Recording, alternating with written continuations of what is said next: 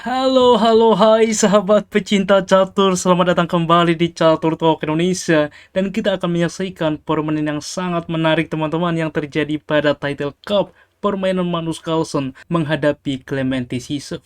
Mengapa ini sangat menarik? Karena sebagai putih berani membuka dengan H4 melawan Magnus Carlsen teman-teman. Mungkin tentunya putih sudah mengetahui Magnus Carlsen seringkali memainkan pembukaan ini ketika ia memegang buah putih, sehingga saat ini putih mencoba memainkannya menghadapi Magnus Carlsen. Tetapi Magnus Carlsen tidak mencoba merespon dengan serius tentunya seperti menguasai sentral, tetapi ia mencoba dengan F5 teman-teman. Lihat langkah ini. Inilah thumbnail yang kita buat teman-teman, bahwa ia langsung membuka ke raja. Ini adalah salah satu langkah kelemahan sebenarnya. Memberikan juga pur kepada putih karena ia membuka dengan pion keempat. Bagaimana ini akan berlangsung ke depan? Maka di 4 direspon, kuda ke F6, kuda ke F3, dan E6 saat ini mempersolid pion satu sama lain. H5 langsung juga advance tentunya. B6 counter attack mempersiapkan juga dari sayap menteri Fianchetto Gajah. Pion ke H6 maka ditolak dengan G6. Kita lihat bagaimana struktur pion yang terjadi ke depan. Gajah ke G5 dimainkan mengapin kuda. Di sini gajah ke B7 terlebih dahulu, pion ke E3, dan gajah ke E7 melepaskan pinang sehingga kuda ke depan dapat ke sentral.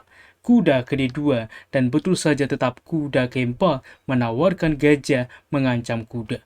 Maka gajah mukul gajah, menteri menerima, dan gajah ke D3 menekan juga kuda sentral. Pion ke D6 berlanjut, kita lihat membuka ruang bagi kuda ke depan, di mana juga menguasai petak sentral. Bagaimana putih melanjutkan, C3 dimainkan, mempersolid pion satu sama lain. Kuda ke D7 saat ini, maka menteri ke E2, berlanjut A5 di mana juga counter attack, mencoba mungkin ke depan menguasai diagonal. Rokade sayap menteri dimainkan putih, mengundang coba Magnus berani nggak melakukan rokade sayap raja sehingga kita bermain agresif.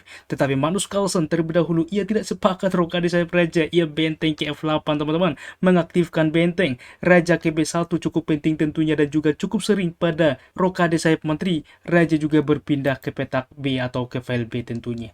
Di sini juga Magnus Carlsen merespon dengan rokade sayap menteri, maka gajah ke 6 saat ini langsung menawarkan gajah. Kuda ke F6 mempersolid kuda satu sama lain. Gajah mukul gajah skak, raja menerima, kuda ke E1 mencoba ke depan mengusir kuda, dan langkah counter attack dimainkan, yaitu pion ke E5 mendobrak sentral. Kuda ke C2, maka berlanjut pion menerima pion, pertukaran, dan benteng ke E8 saat ini. Benteng ke E1, kita lihat bagaimana juga kedua pemain sentralisasi benteng. Kuda mukul kuda tempo skak, benteng menerima, menteri ke F8 menekan pion ke depan.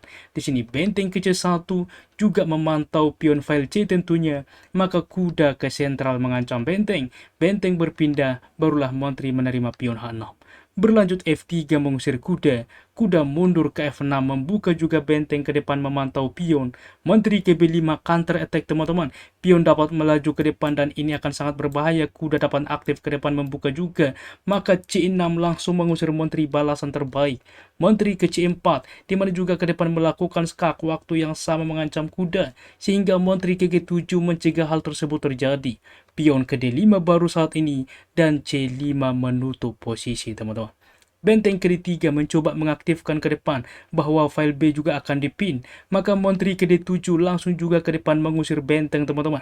Dan betul saja di sini menghentikan pion adalah pilihan, tetapi terlebih dahulu benteng ke B3 memberikan akses A4, benteng kembali, dan B5. Kita lihat bagaimana serangan yang coba dibangun Magnus Carlsen, bagaimana ia membaca langkah lawan. Menteri ke C3 menghindar juga mengancam kuda. Di sini benteng ke E5 mencegah juga teman-teman, juga tentunya menekan pion sentral. Pion ke F4 berlanjut menekan benteng, dan di sini kuda terlebih dahulu ke 4. Sebuah langkah yang menarik. Walaupun sebelumnya menerima pion pertukaran adalah pilihan teman-teman, kuda menerima mengancam menteri. Menteri ke A5 dengan ide B4 ke depan menutup juga akses menteri. Langkah selanjutnya benteng untuk menjebak menteri. Dan kita kembali teman-teman, ini tentunya partai Blitz, kuda ke sentral tempo mengancam Montri, Montri ke A5, benteng ke E8 saat ini menyelamatkan diri juga ke depan mengancam Montri, maka kuda ke A3 menaikkan pion menyelamatkan Montri ke depan, maka di sini benteng ke A8, Montri menerima pion juga memaksa endgame sebagai raja endgame tentunya, Montri memukul Montri, kuda menerima dan benteng ke E7, di mana menguasai baris ke-7 ke depan, raja ikut membantu permainan. Kuda ke A3 mundur langsung, maka raja ke C7. Dan kita melihat teman-teman, pada langkah ini mereka mencoba menambah increment teman-teman. Dan kita lihat raja kembali tentunya, raja ke C2 dan benteng ke B8 memantau file B ke depan. Benteng ke D1 mensupport juga pion, maka benteng ke sentral menumpuk benteng ke depan di file B. B3 saat ini menawarkan sebelum menerima pertukaran, kuda ke G4 terlebih dahulu menekan juga pion E3. Benteng ke E1 mensupport, benteng ke E8, raja ke D2, maka pertukaran pion terjadi saat ini. Benteng ke A8 menguasai file terbuka melakukan skak ke depan. Raja ke C3 tentunya menghindar karena apabila dilakukan skak berhasil, di sini pion juga akan tumbang mempersiapkan juga pion-pion ini untuk promosi. Maka raja ke C3, kuda ke F6 saat ini. Kuda ke D2 mengancam benteng. Benteng ke B4 manuver ke depan dibantu oleh benteng. Benteng ke C1 di mana apabila ke baris kedua dapat juga langsung ditawarkan. Benteng ke A2 betul saja saat ini benteng ke C2. Benteng ke A1 maka raja ke B2 waktu sudah mulai krisis di sini benteng ke E1. Di sini waktu sudah mulai krisis. Putih memilih tentunya kuda ke C4. Langkah benteng juga mengancam pion pilihan ke depan. Tetapi benteng ke B8 langsung. Lagi-lagi menawarkan teman-teman apabila dilakukan skak berpotensi repetition dengan benteng kembali ke C2. Tetapi raja ke C3 dimainkan. Kuda ke sentral melakukan skak. Raja ke B2.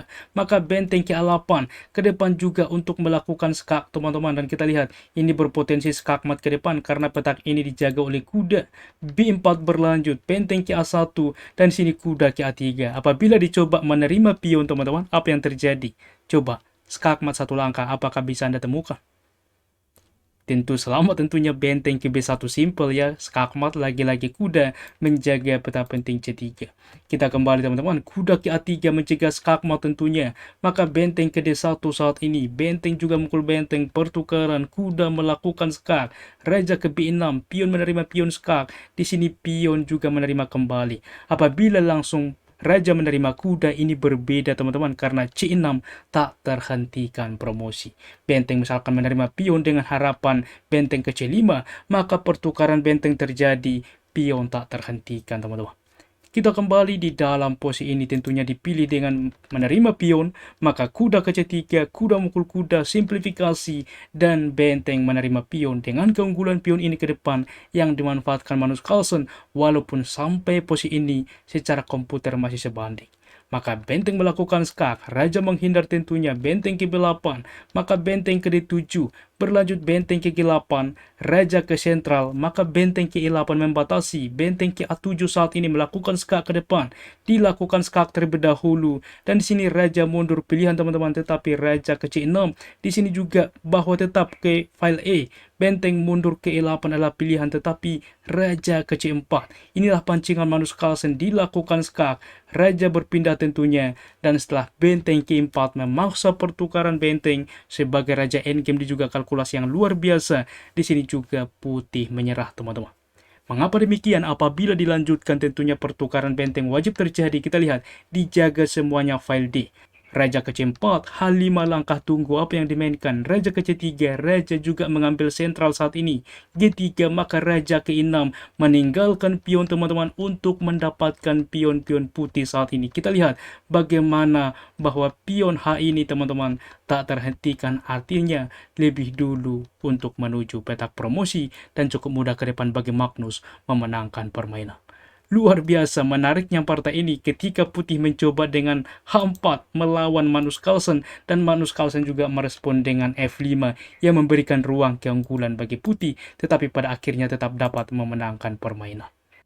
Dan ada pun ulasan permainan tingkat akurasi Magnus Carlsen 83,3% dan Clementi 80,4%. Demikian urusan catur menarik hari ini. Jika suka jangan ragu pencet like teman-teman yang membuat kami semakin bersemangat lagi di dalam mengupdate konten catur menarik lainnya. Dan ke depan juga stay tune, kita akan mengulas bagaimana pertemuan Magnus Carlsen menghadapi Hans Niemann dan juga Alireza Firauja bertemu dengan Hikaru Nakamura pada Speed Chess Championship.